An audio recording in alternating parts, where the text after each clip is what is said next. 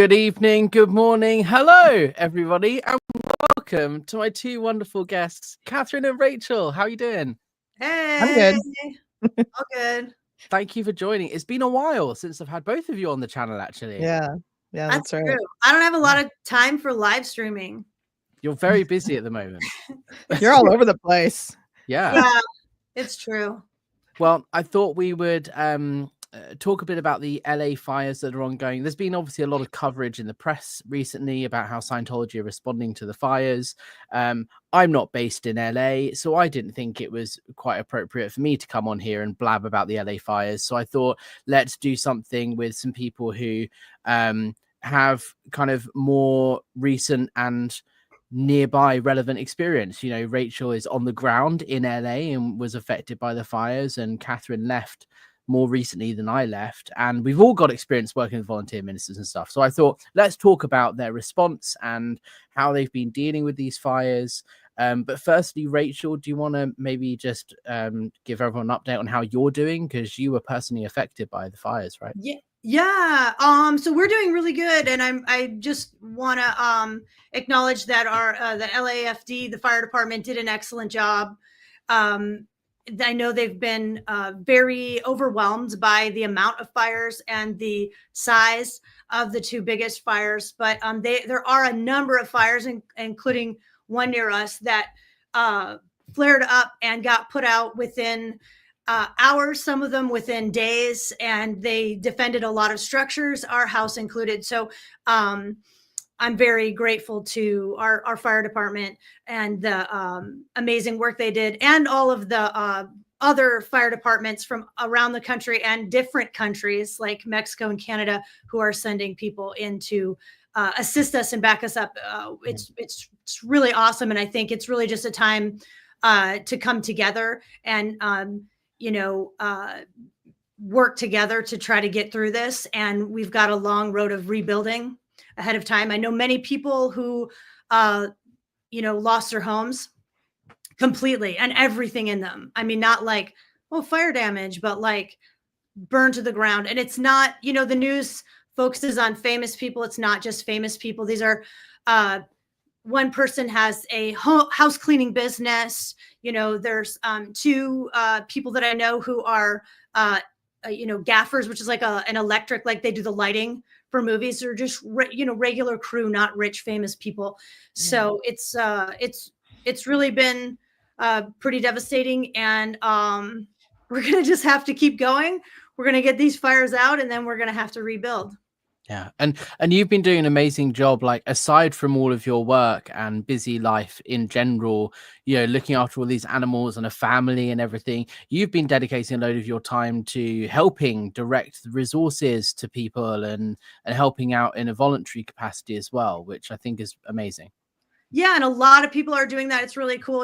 I have skills with animals. We rescue animals. That's why I'm bouncing, because we've got little baby. I love this. Pig that we rescued. So great.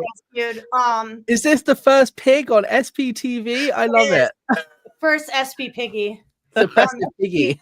She did not want to be. With you. We call her Velcro pig because she's just very attached to humans, and so she was really mad that I had her on the ground. So she has to sit in my lap right now, and she's like, they'll like root, and so that's her comfort activity that she's doing. So that's why I'm bouncing. I don't have like an ailment. We've opened our home. I won't share for confidentiality. I won't share any specifics of any people, but we've opened our home to people that need to evacuate because we are approved as foster parents.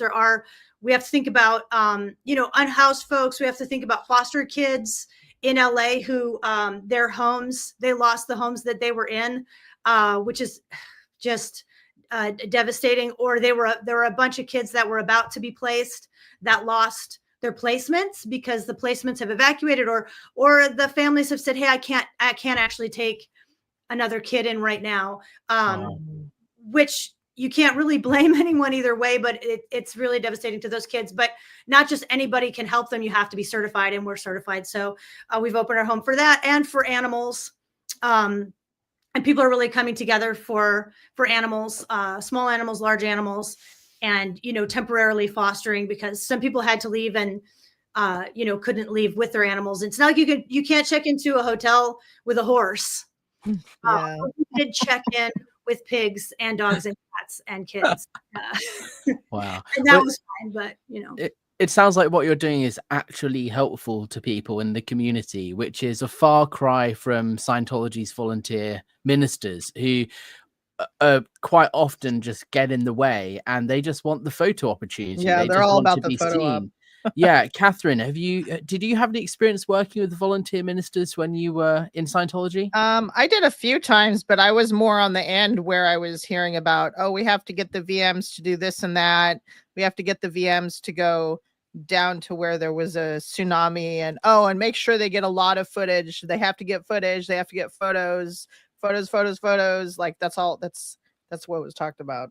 Yeah, So it's all about optics, right? And so Yeah. Scientology pitched their volunteer ministers as a global network of religious volunteers that leap into action at a moment's notice whenever there's a natural disaster or some sort of social unrest or whatever, and they jump in and drop everything and help out.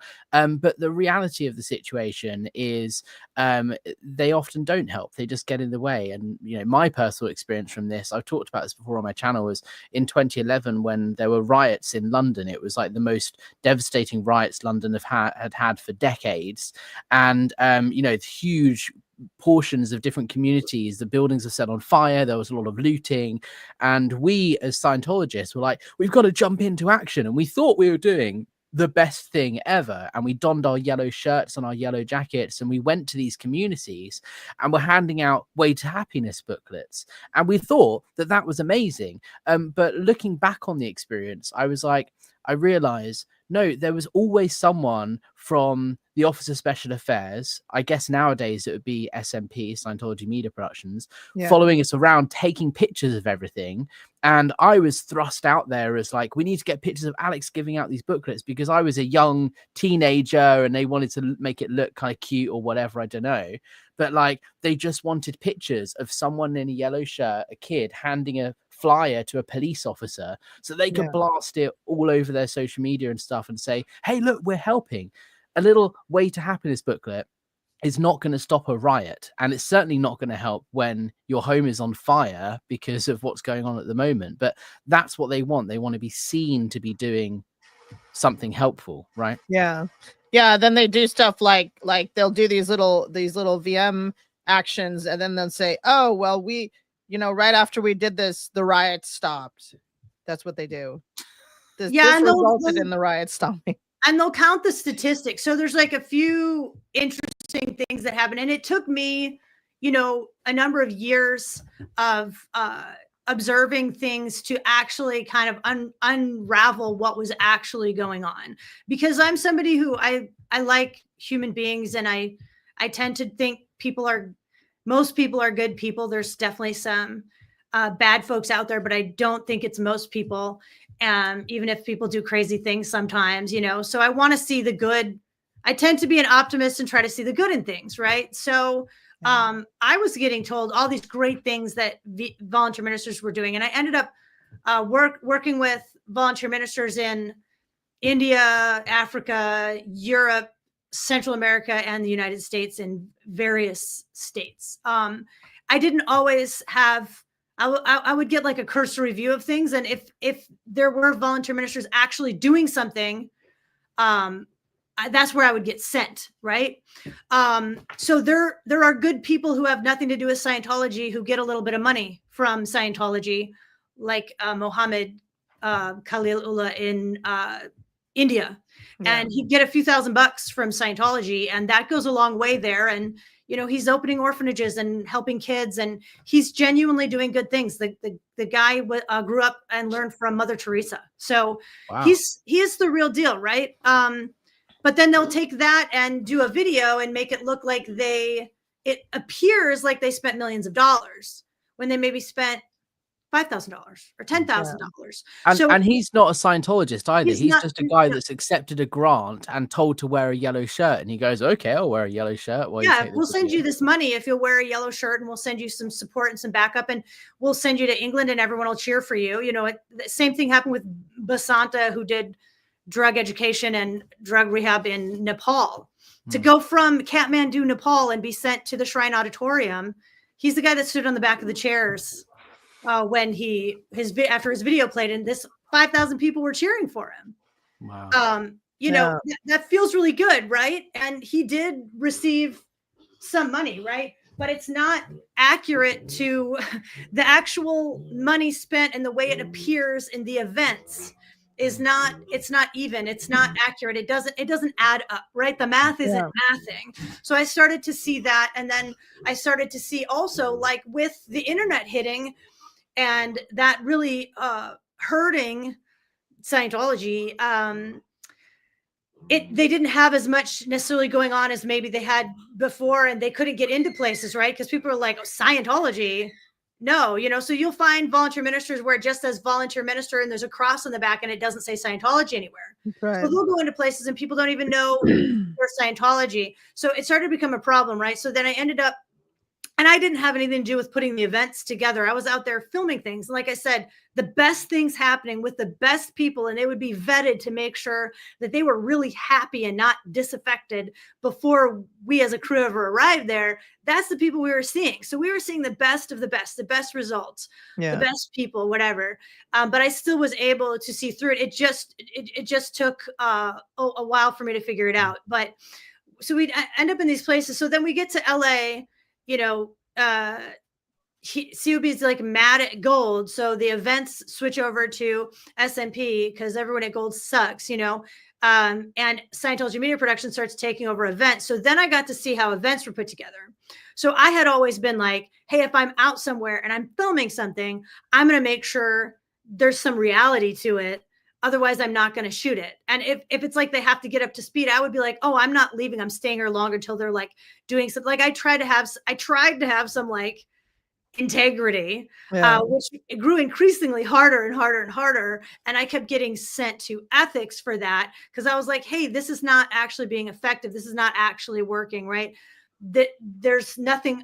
Like I said, I flew into across the country and landed somewhere and nothing was going on. And I was supposed to shoot a story about it. Right. And I was like, this isn't cool. But at a certain point, you can't be like, well, you can't blame. It's all these people all over the world that are unethical and they just suck. Something's wrong if it's happening on every single continent and based on every single base and with every single campaign.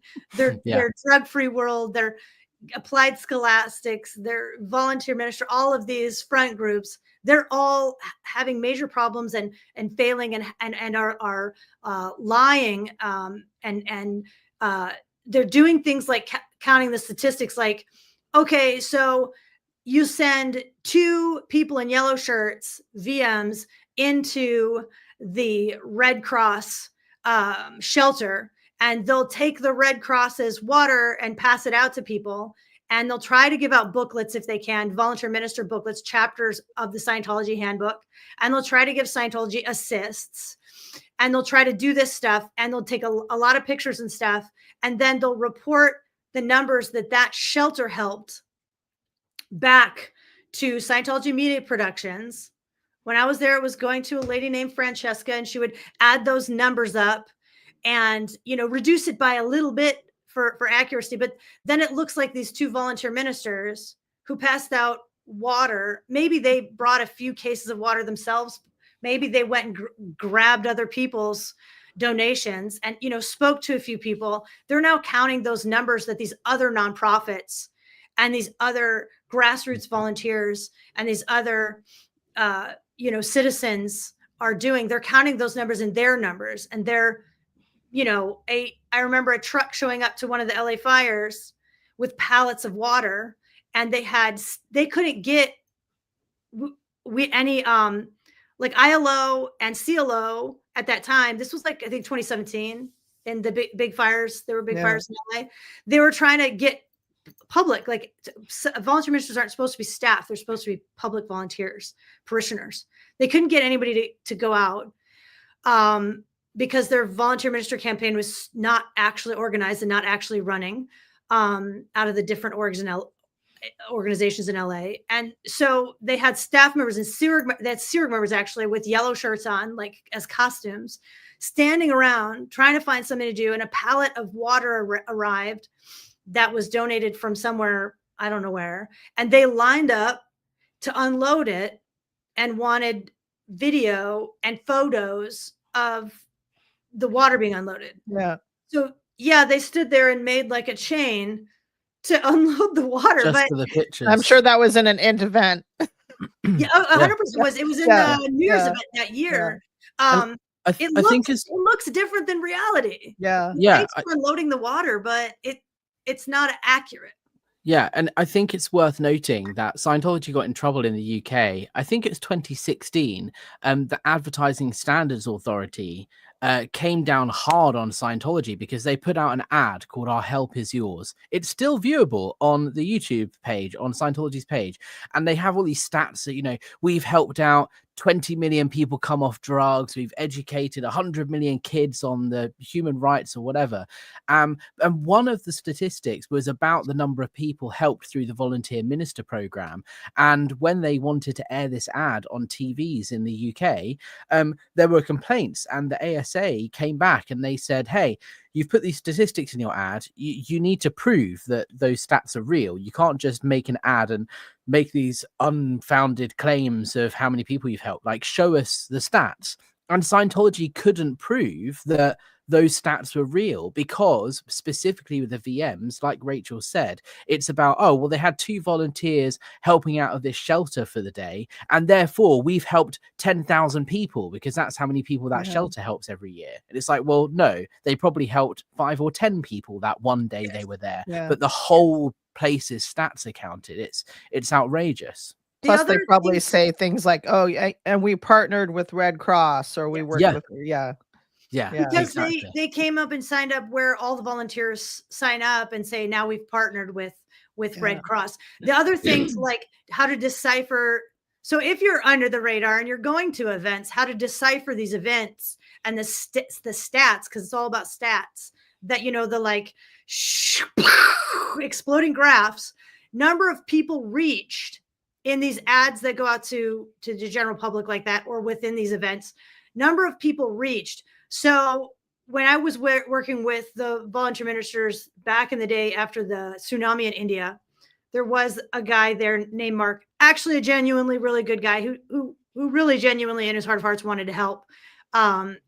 And he believed and thought that this was the best way to do it, right? So there was this push, get him on TV, get him on TV, get him on TV. So you go on a TV station in India, the film and TV industry in India is actually bigger. The Bollywood market is bigger than the Hollywood film market. Wow. And I don't even mean now. I mean, even like back when, you know, before streaming and everything.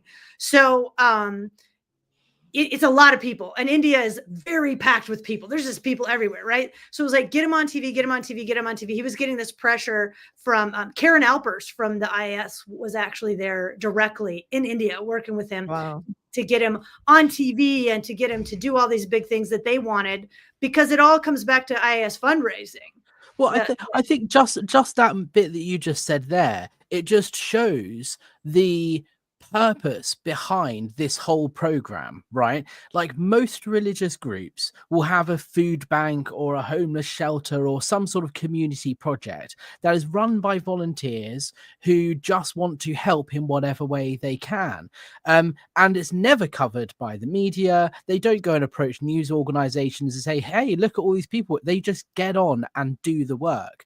Whereas here we have a whole machine in Scientology that is all about, let's get this guy on the news. Let's get this guy press and PR. It's like the fact that they have a whole group of people who are dedicated towards driving PR towards this thing, it indicates to me that they're not helping because they want to. They're helping because they think it makes them look good. Yes, on the ground there might be individual people who genuinely want to help and are doing good work, but the machine that is the Church of Scientology, they don't care if people actually get helped or not. They just want to look like they're helping so that they can claim that they are doing good for society when critics and former members say otherwise. And it's right? not. And the other thing that's interesting about it is it's really, so they're like, okay, get him on TV. He goes on TV on an for 1 minute, talks on a show or is interviewed showing up at a disaster or something. And that they look at the viewership of that broadcast. So the viewership of that broadcast is 2 million people. And then they take like 10% away from that. And then they go, okay, now he's reached, X number of millions, over 1 million people with the volunteer minister, with L. Ron Hubbard's technology, because the volunteer ministers are very specifically tasked with spreading the Scientology handbook and actual Scientology technology. That's 100% like what they're supposed to be doing. They're not only supposed to be doing disaster relief, also they're supposed to be infiltrating schools and all kinds of things, right? So now they say, the guy gets on there and he goes, yeah, on the scene there was this and there was that, and I saw this thing happen and blah blah blah. Might not even say the word Scientology, but he's on there, he's wearing a yellow shirt. So now they've been reached with L. Ron Hubbard's technology. And is that because they really care about reaching those millions of people? A little bit of it is safe pointing, they call it, where they're going to make it safe in their communities, for them to spread, and the police will be on their side and the military will be on their side. That's a little bit of it. But overridingly, the major thing is not about the general public seeing what they're doing. It's about the international events. And the international events, I was told directly to my face by COB, are about making money. The most important thing about them is the money. Because I was like, I was like having this conversation with him directly in a meeting room at an IAS event in the UK. And it was shocking to me, because I'm like, all this, I've been doing this for a number of years now. And I thought it's all about helping people and really assisting people. And I really was dumb enough to think that's what it was about, right? But it wasn't. And he's like, no, I have it planned. I have it worked out that before this event is done, the night it plays to this live audience, we make the money back on the event. And these events cost between $200,000 and $500,000. They're expensive. It could be $500,000 expenditure to put on an event like that, even utilizing Sea Org slave labor. But he said, no, the most important thing is the money. And the money is coming from actually mostly a small group of very wealthy private individuals who are donating, and the regging, that hard, strong regging. And, everybody as a Scientologist, like, Catherine, what the pressure is like as a staff member to reg people. People aren't allowed to leave and go home. Yeah, every single person has a quota of how much money they have to reg. Yeah, from these events, so I realized that these stories, and I didn't know that regging was going on, because I had nothing to do with it. I never had to reg after events. Yeah. Oh, wow. I never had every staff member in a local, like an IES, for example, event that just took place in October, all of the staff at London Org and all of the staff at Birmingham, apart from like a skeleton crew, so they have to have a functioning course room. So there's a course supervisor at the org. They have to have a receptionist. There's like maybe 3 or 4 staff members that stay in the org, but everybody else is sent down to St. Hill, and they are given essentially a job to fundraise, and it's all listed on a chart, and it says, okay, this person whose normal job is ethics officer, your job is fundraising for the Ideal Org program, or your job is your quota is $500 or your quota is $1,000. And every single person. And if you're a reg in the org, if you sell Scientology courses, then you're expected to rake in hundreds of thousands at the IES event, because you've got all these wealthy donors you don't normally have access to. And they're donating to support these programs. Yeah. And then like at the ILO, they'd have somebody going around to every single staff member, like before the event and after the event and whatever, going around and being, where are you at on your quota? Where are you at on your quota? You can't leave until you make your quota. And you'd have staff who'd get together and like, okay, we have to do $500. Okay, we'll get, 20 staff together, whatever, however many staff, and everybody put in $50 so that you can make your quota. Make They your quota, literally will do yeah. that. Yeah. Because the exactly. duress, and I also want to point out the duress that, some people in the community, you can approach stuff in the ex-Scientology community, you can approach stuff however feels right to you. I'm just not the kind of person who's going to be like, all staff members are evil and they're all terrible people and everyone who's a Scientology public is awful and terrible. I will say they're all doing bad things.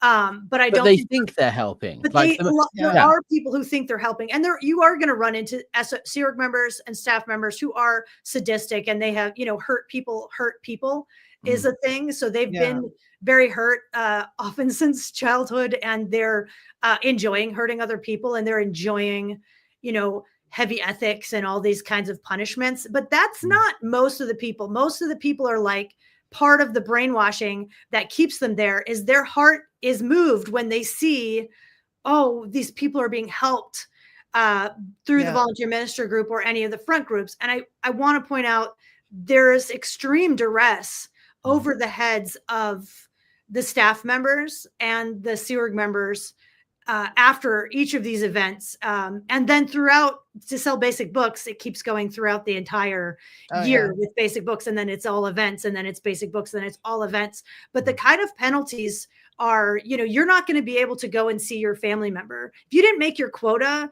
they're not going to approve you visiting grandma in the hospital. Yeah.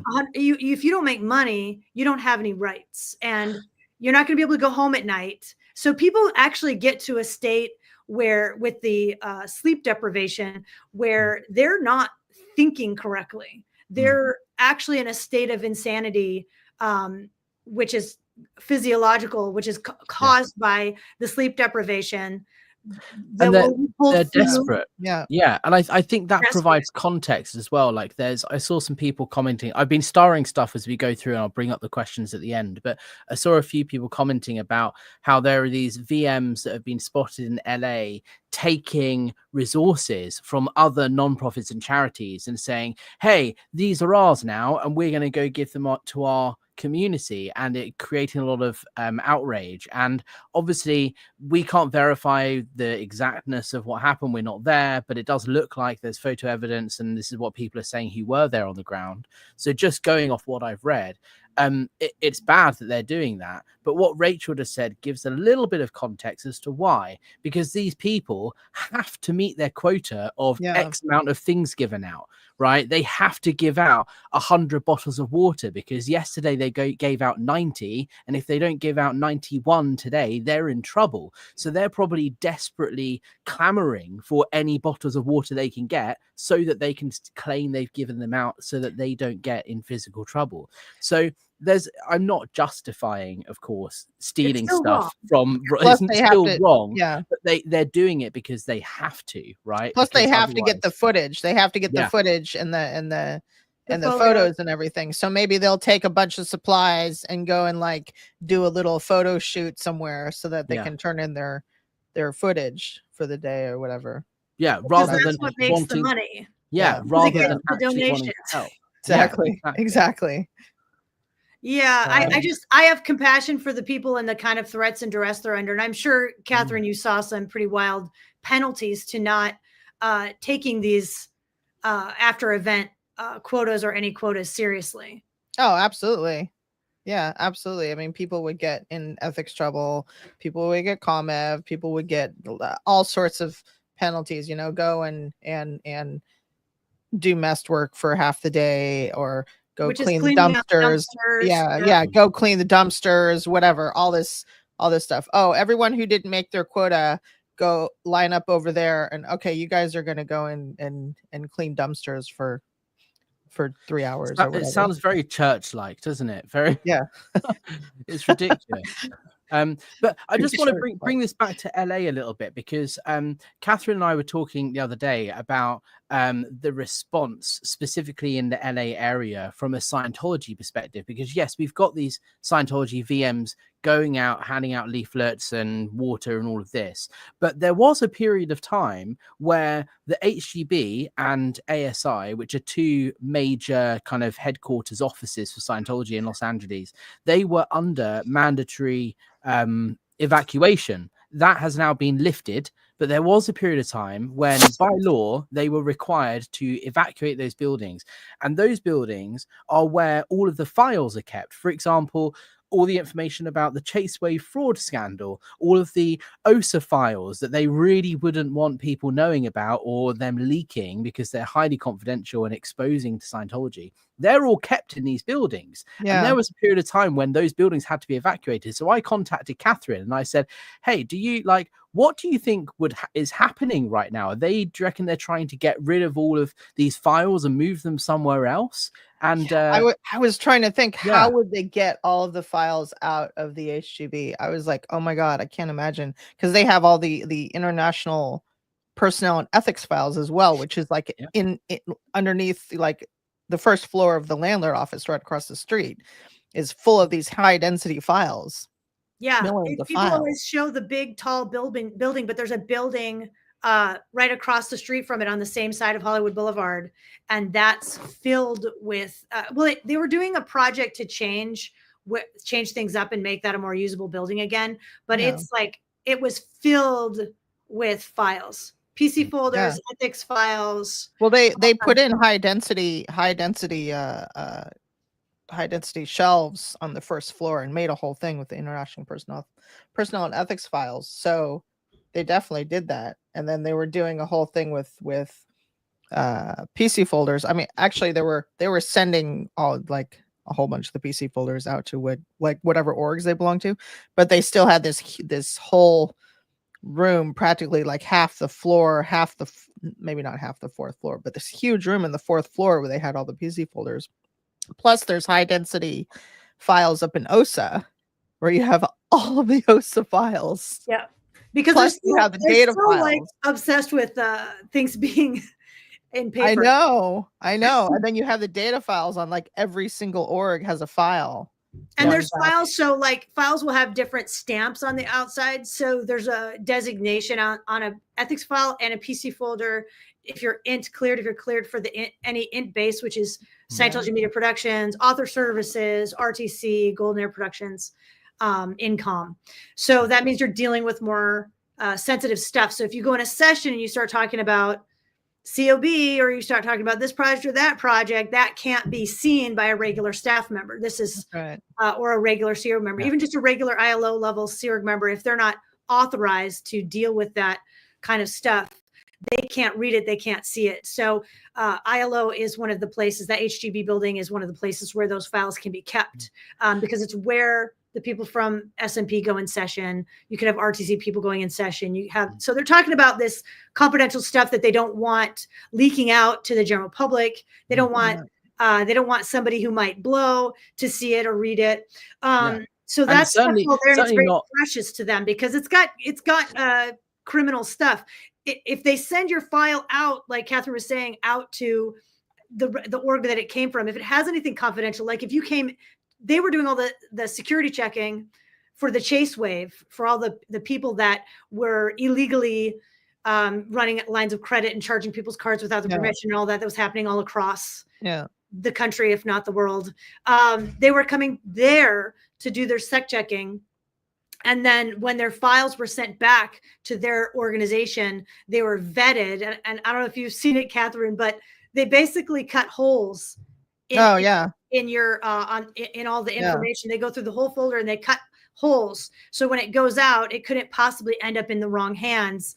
So it'll be like, so-and-so did, and then it's like a big, so they're going to cut out of there any coverts that say charged someone's credit card. So that was all going on there in as recently as 2020. And this is all that stuff burning down, and they don't want that building open to first responders. And this is why it's such a predicament for them, because they don't want to lose all of these files, because for them, yes, there's a lot of incriminating stuff in there, but there's probably a lot of defensive stuff as well, that if they were ever taken to court, this is the hub of all of their confidential stuff. So that's what they're going to use, and that's also what they don't want people to know about. So they're not going to want to suddenly just have a stream of people taking these folders and walking them down the street, like, so, but they also don't want them burning down. So I was like, there must be some sort of secret mission or some massive extraction plan to like get all these files out of the building so that they don't burn down to the ground.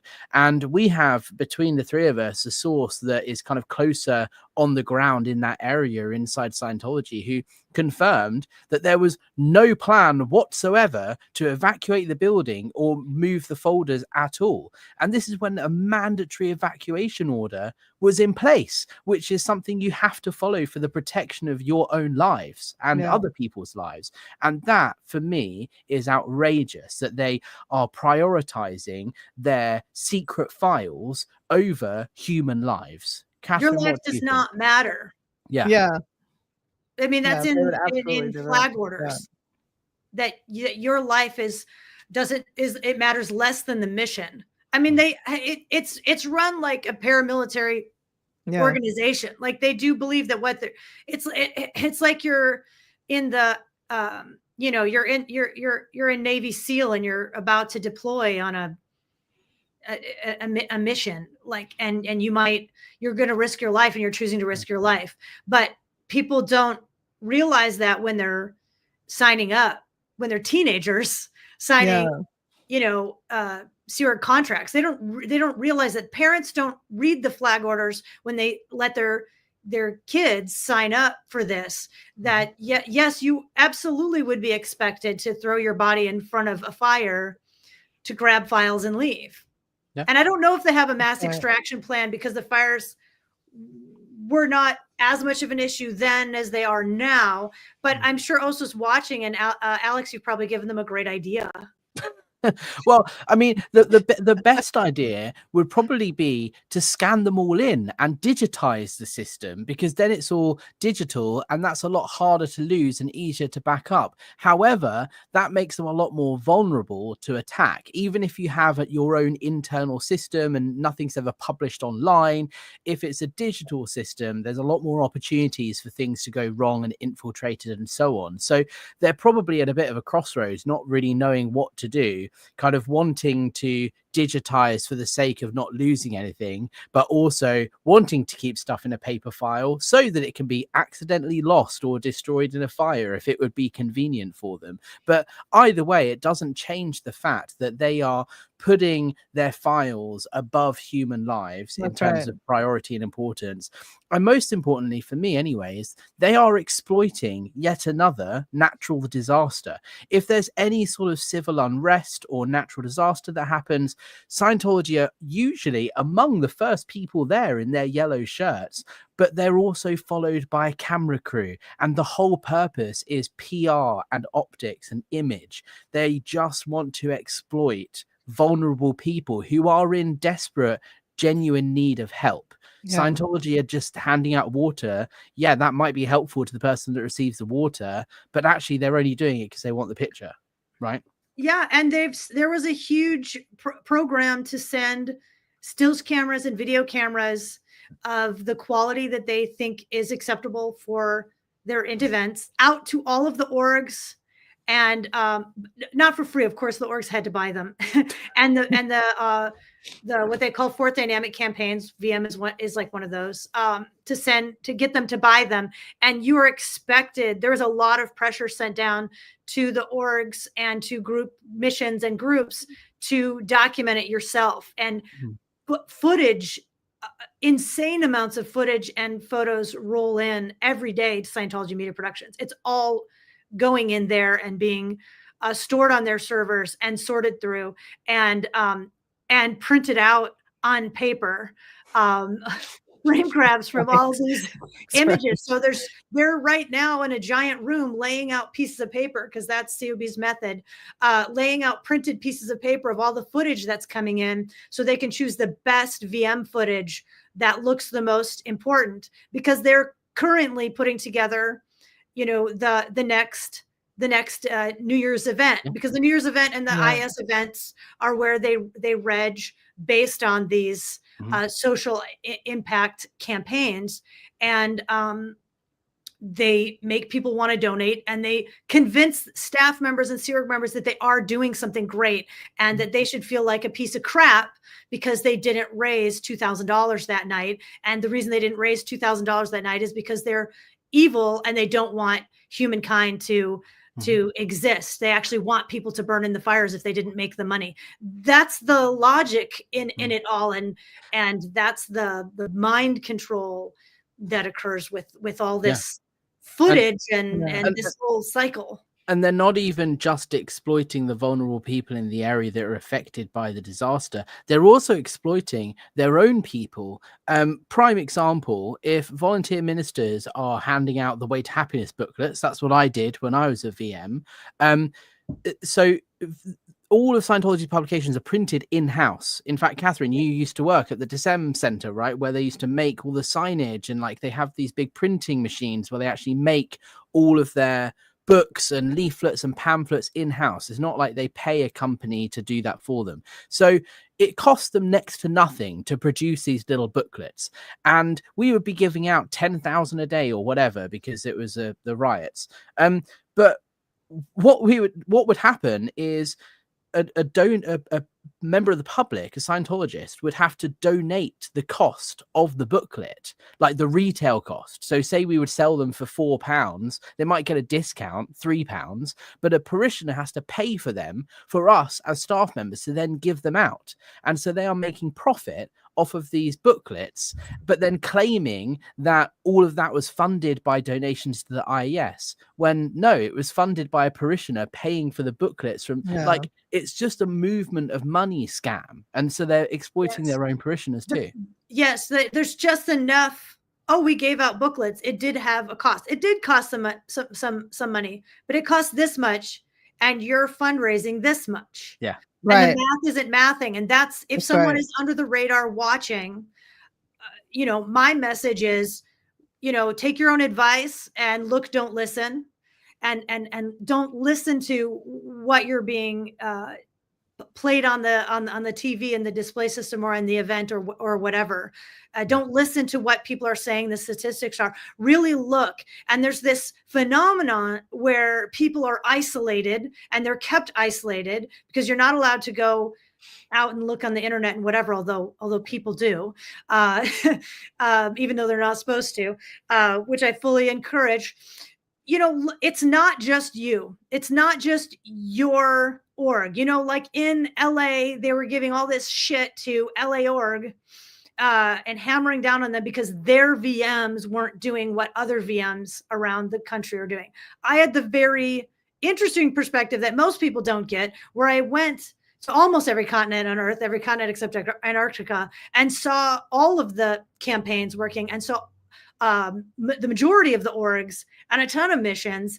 And it's not just you. It's not because you are out ethics and you're an out ethics group.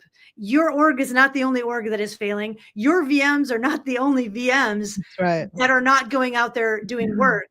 You're not, it is not just you. This is a worldwide phenomenon. So really look, don't listen to what we're saying, and don't listen to what you're being told in events or what you're being briefed on at staff meeting or events. Like, look for yourself and know that you are not alone, and it is not just you, and it is not your fault, because they really kick you in the knees and take your self-esteem away from you by making it's your fault. And the future of the universe depends on you, because you won't, you want to go pick up your kid, be with your kids, because these fires were raging and we couldn't get public to want to go out and be VMs. And so folks are saying, we might have to evacuate. I'm worried about my house. I want to be with my kids. I want to be with my pets. And it's like, no, you're selfish. Do something with your kids. We don't care. And get out there and put on a yellow shirt. And then they, forcibly rounded up a bunch of public in the 2017 fires. And they showed up and said, I had public saying, hey, I've tried to volunteer here as a VM. It's not organized. We keep getting kicked out of relief spaces. Nobody's telling us what to do. Nobody's in charge, and I just feel, I had public saying, I don't feel right about this. I don't feel good about this, because I'm not really helping. I'm just here and in the way. And Yeah. I'm getting in the way, and the first responders are saying, don't be here, move along. And they're feeling bad about it because they're not bad people. They're just caught up in this crazy storm.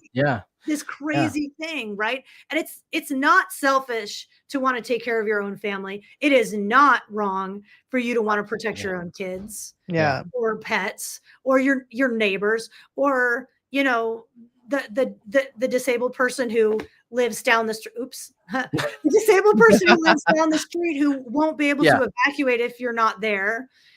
That's not wrong, but that all gets turned into like out ethics. It's crazy. Absolutely. Katherine, what's your take on how things are currently going down in LA with the volunteer ministers? What, are you surprised at these photos that are coming out showing VMs stealing supplies from other non-profit organizations? No, I'm not surprised at all, because like I said, I was on the other end where I would hear about, at staff meetings and briefings and stuff where it's like, we need to get the VMs active on this and that. They need to get footage for the events, and we need all these photos for the events. And it would be like, we need to activate the VMs. We need to activate the VMs. And then I also worked in the data bureau for a while, where it's like, we would help. This was pre SMP and stuff. So we would help on gathering event footage and photos and all this stuff. And it was all about like, okay, get photos of this guy doing this and this guy doing that, and get photos of the VMs, helping on these supplies and helping people. But you got to get the photos. And it was all about, so you can show what we're doing, not so we can do it so much, but so you can show what we're doing for the events. And I even remember when I was for quite a while, the way I looked at it in the Sea Org, I was like things would just suck all the time, but then I would go to the events and like get uplifted. I'm like, okay, this is what's really going on. Like, I don't have to worry about my little corner so much. This is what's really going on. This is what I'm contributing to, type of thing. But all of that is a lie. And you had no idea that was a lie. That was an amplification. Yeah, exactly. I thought, wow, this is what's really going on in Scientology all over the world. Yeah. Like I thought that for a long time. Phil Jones has just hopped in. Hi, Phil. How's it going? He says one of the stats was how many volunteer ministers showed up. Yeah. Yeah. So they're under pressure just to get more people to be there.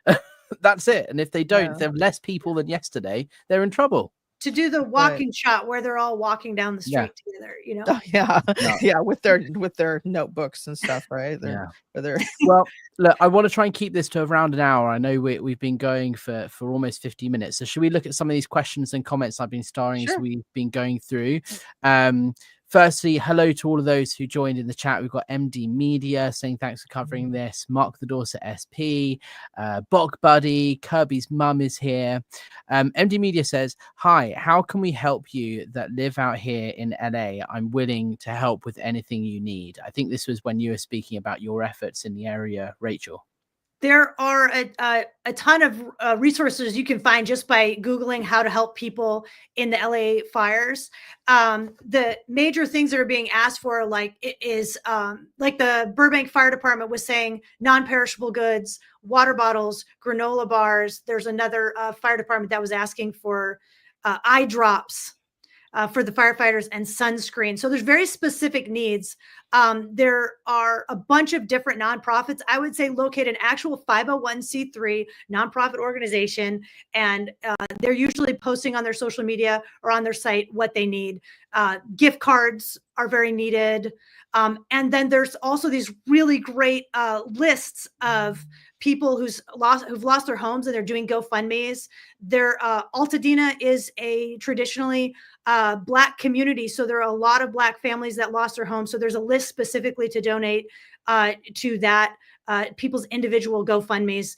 There's also a Latin families that have been displaced list. And then there's just a general list of just people who have lost their homes or have severe fire damage and can't go back into their homes. And so there's a ton of GoFundMes if you want to directly donate. And one piece of advice someone gave that I thought was really cool was, if you can give $50, maybe consider giving $10 to 5 different GoFundMes, because sometimes it's just the fact that, people, somebody cares, somebody I don't know, a stranger cared enough about me to send me $10 or $20 or $50 or whatever. And Mark Ruffalo, who's an awesome actor, he's really been posting a lot on his social media. And he said, hey, find those GoFundMe lists and maybe look for the ones at the bottom or the ones that aren't meeting their targets, because the algorithm is funny and maybe they just don't know the right people, and see if you can help them out. That's a great shout. Absolutely. Kirby's mum, thank you for renewing your membership and welcome aboard.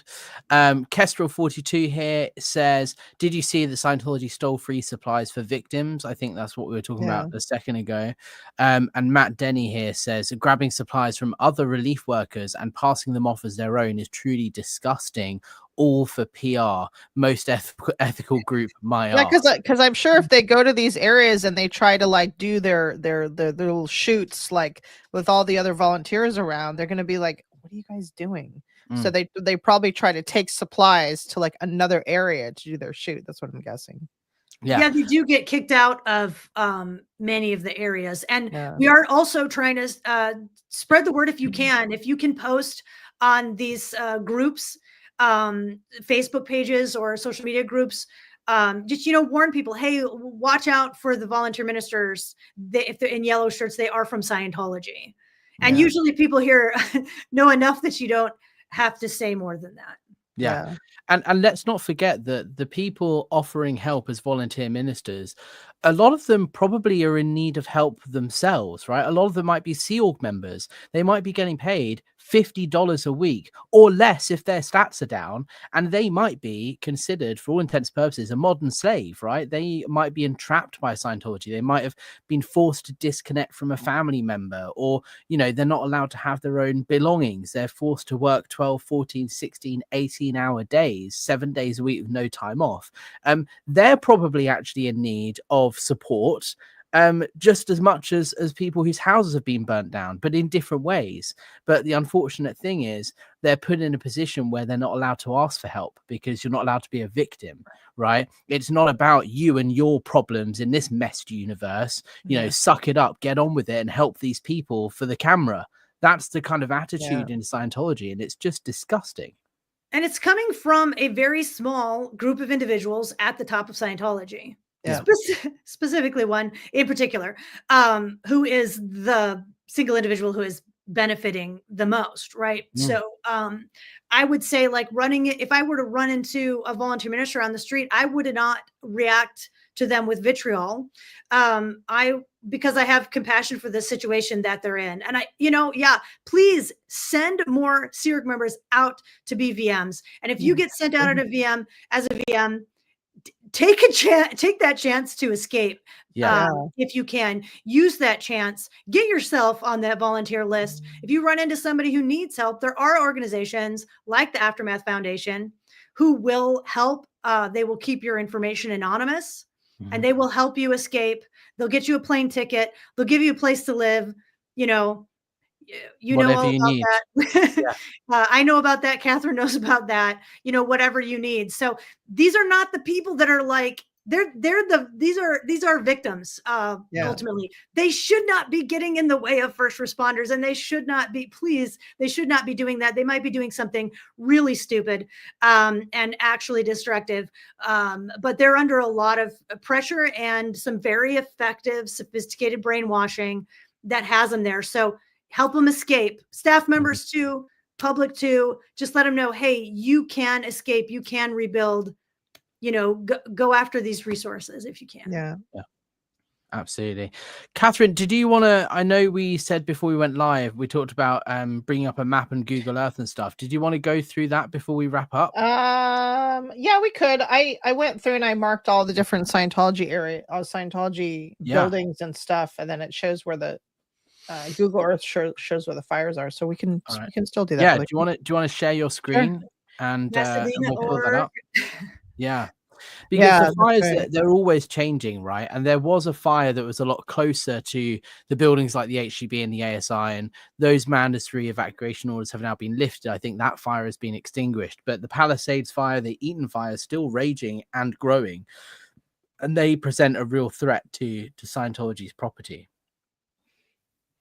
So here's Catherine's map. Do you want to talk us through what we're seeing here, Catherine? So the yellow stars are where there's Scientology buildings. Mhm. I don't think you can. Oh yeah, look, Yeah. it goes over it. Here we go. Yeah. So that's Valley Org. That's ASI, and right next to ASI is the Able building. That is the Scientology Info Center. That's where Scientology Info Center is where the test center is for LA Org, and then it's also where the S&P apartments are. That's where all the S&P staff live. That's the Hollywood Guarantee building. Let's see.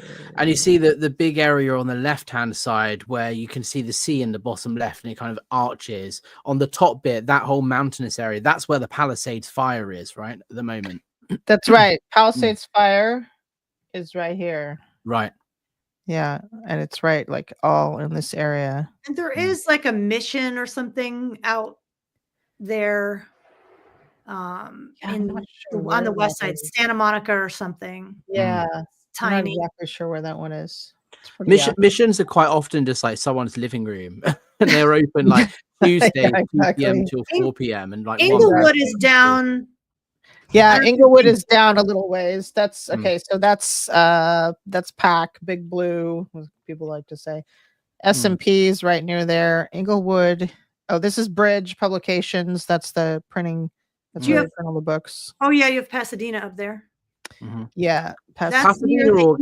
Eaton fire. Yeah. Do you Yeah, know if Pasadena's Pasadena Org here. has been evacuated or is it kind of I'm just not shy? sure. I I heard think something probably about not that. because it's affecting more Altadena than it is Right. Pasadena, but Yeah. for sure, public and staff members of Pasadena Org, many of them live in Altadena. So there are probably some who have lost homes, and there are most certainly some that are under evacuation. Yeah, and then there was a smaller fire in the Hollywood Hills, right? Which is right above the HGB, Yeah. like right in there. There was a fire right in there. It got put out really fast. It was in the West Hollywood area and came quite the closest fire has been that fire. I can't remember the name of it, but it was pretty close. It was in the hills.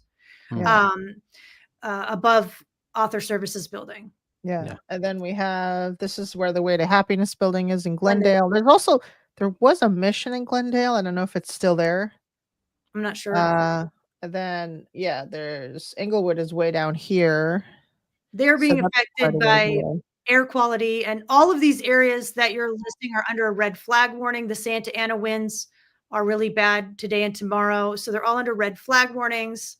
Power is being put out on purpose, like shut down on purpose to keep wind and power lines from causing more fires. Yeah.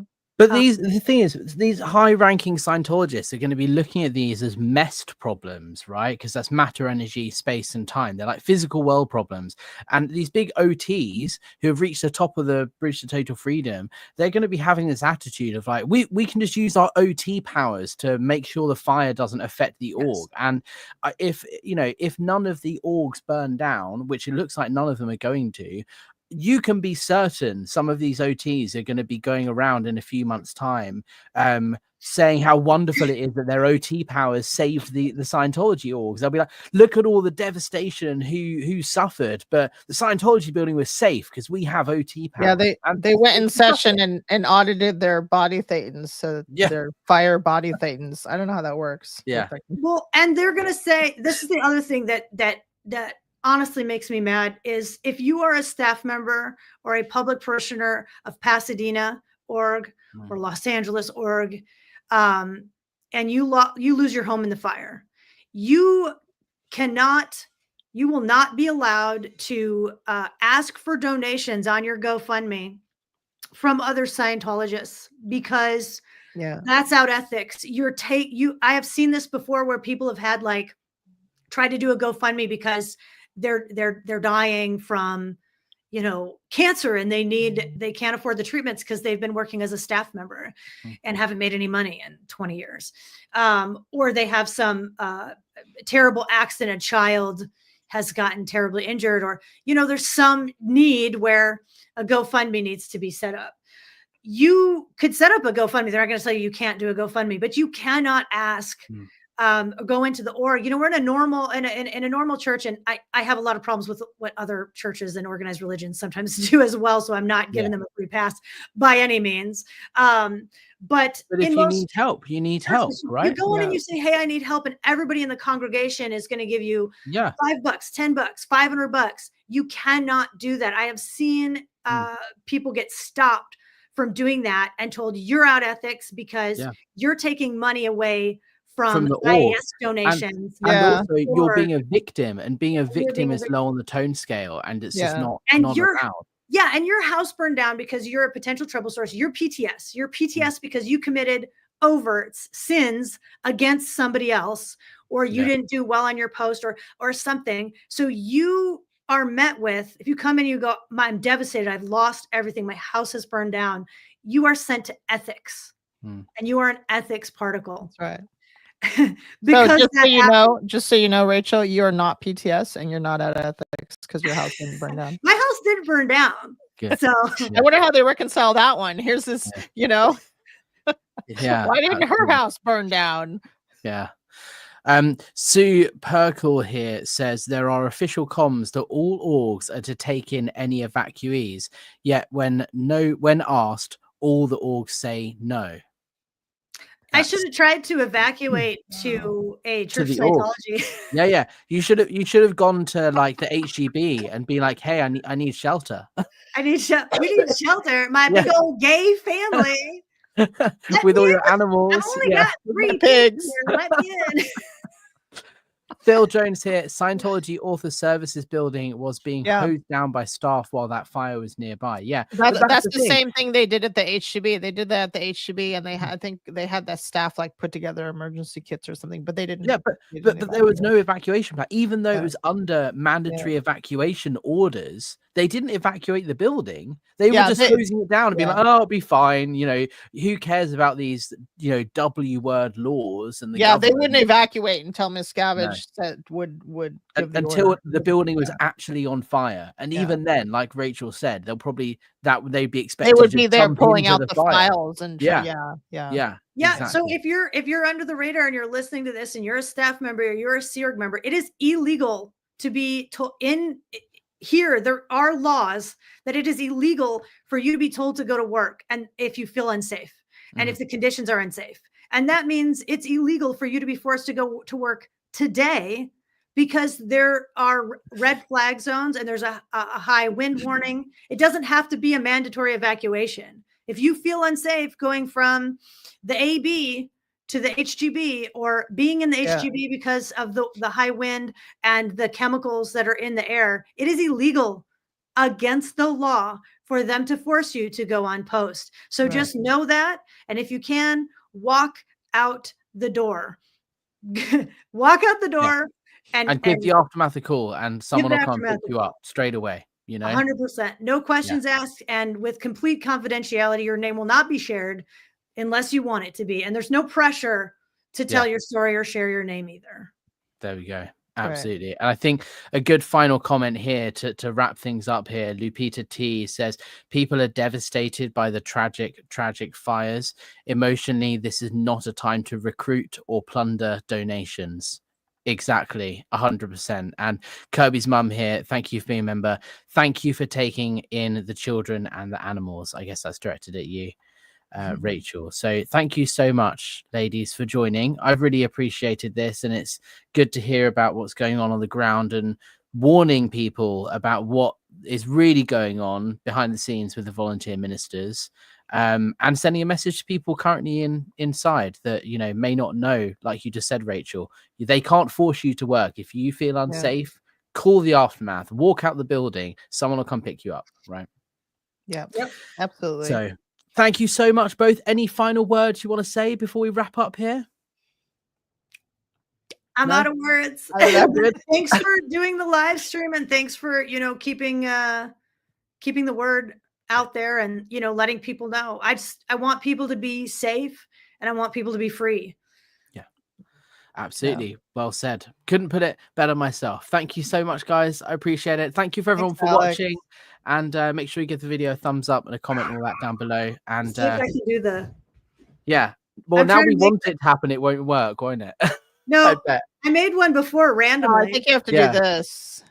Don't you have to do double thumbs up or something? It's not working. Anyway, It never tried. works when I wanted to. No. It's always random. All right, guys. I'll see you on the next one. Okay. Thank you so much. Bye, Alex.